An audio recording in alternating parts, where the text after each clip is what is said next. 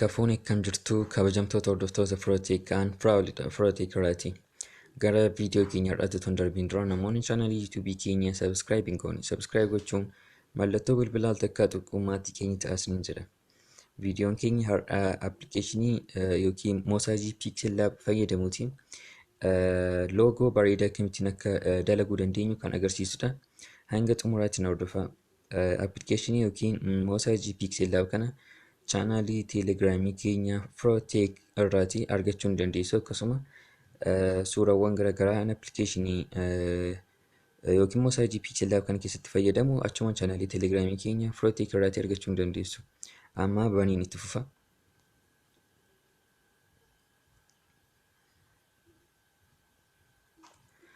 Jalqaba yeroo bantan haala kanaan isinii fida. New text kan jedhu kana mallattoo dileetii gubbaatti argamu kana xiqqootiin balleessuu ni dandeessu. Haala kanaan okeettanii balleessitu. Itti aansuutiin dudduuba yookiin baakgiraawundiin suura keessanii adii akka ta'u yoo barbaadan mallattoo kanaatiin adii filattu. Itti aansuun okee jettu. Itti aansuutiin immoo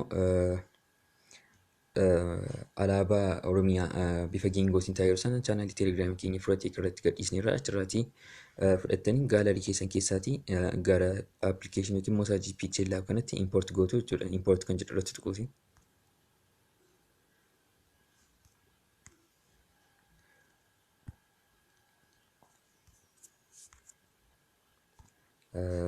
Kunooti. Dudduubni isaa tiraanspaarentiidha. Alaabaa Oromiyaadha. Gurraacha, diimaa fi adii kana mallattoo raayitii erga tuqxaniiti. Jijjiirama waan ta'eef waan tokko isin rakkisu adiirra keessanis adiima fakkaata. Kana haala kanaan erga galchitanii itti aansuutiin maqaa chaanalii keessanii bifa 3Dtiin akkamittiin akka barreessuu dandeessan agarsiisa. Kana gochuuf mallattoo A kana kan asitti argamu mallattoo A kana irratti tuqxu. Itti aansuun text kan jedhu irratti tuqxu. Yeroo kana irratti tuqxan haala kanaan fida. Kana fuutanii as fiddu. Gara gidduu erga galchattanii edit kan jedhu tuqxu. Itti aansuun maqaa chaanalii keessanii asirratti barreeffachuu dandeessu jechuudha. Maqaa chaanalii yookiin giruupii illee ta'u.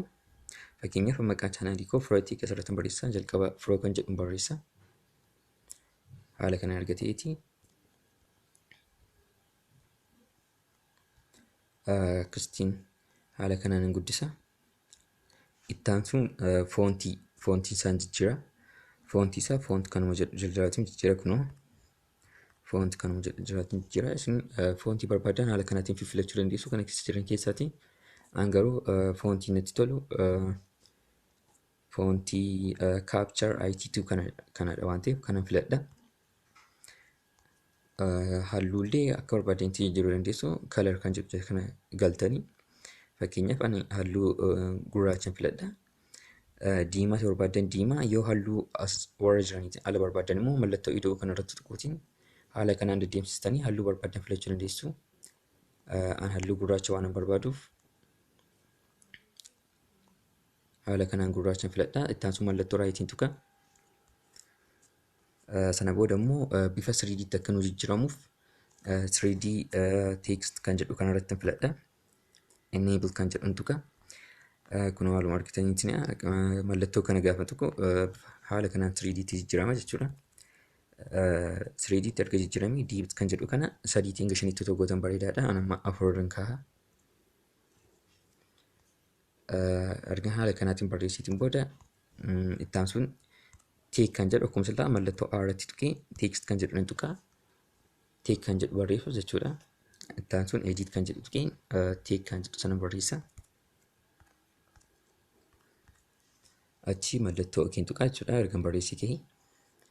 Kanaan booda akkuma silaa guddisee foontii jira. Foontii isaa foontii wal fakkaata akkanaatuuf ani foontii mansila Firoo kan jedhu irratti filadhe capture itti man filadha. Itti aansuun okeen tuqaa ergan foontii filadhe. Haala kanaan wal qixxeessuun kalar yookiin halluu isaa kalar kanuma jalaatii jijjiirrachuu dandeessu. Kalar isaa kana an diimaan filadha kana. Ergaan filadheetiin booda immoo 3Dtti jijjiiruuf 3D text kan jedhu kanarratti tuqa. Itti aansuun enable kan jedhu tuqa. Akkuma silaa kana tuqeen afurraan kahaa jechuudha akka wal fakkaatuuf diibsiisa. Afur irra argan keessee mallattoo raayitii tuqee duubatti deebi'u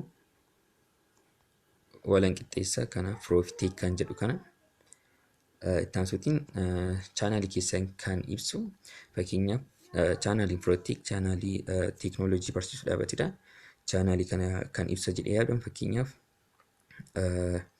mallattoo appilikeeshinii APK kan qabu asirratti yoo galchuu barbaade isan filadha. Isin yoo barbaadan mallattoo APK sana achuma chaanaalii teelegiraamii keenya firootik irraatii buufachuu ni dandeessu.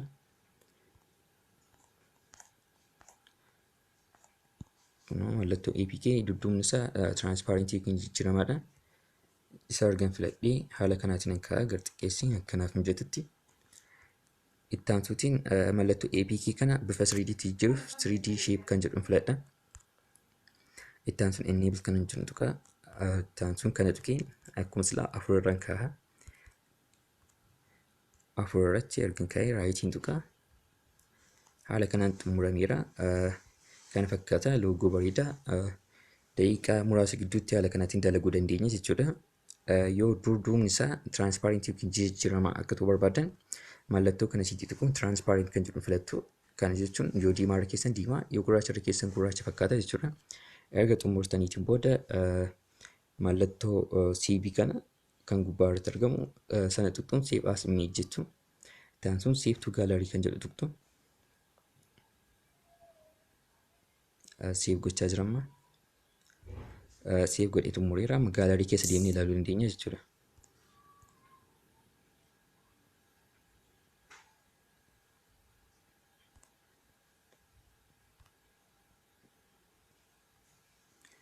Kunuunsi piiksel laabii jalatti save ta'eera. Kun akkuma argitaniitiin loogoo bareedaa dalagneera. Tolee hordoftoota tokko viidiyoon keenya irraa kana fakkaata ture. Yoo viidiyoon keenya isinitti tole laayikii nu godha. Yoo gaaffii qabaattan koomentii irra kaahaa. Sabiskiraayib gochuun afaaniif aartii keessan guddisuu keessatti qooda fudhadhaa. Galatooma.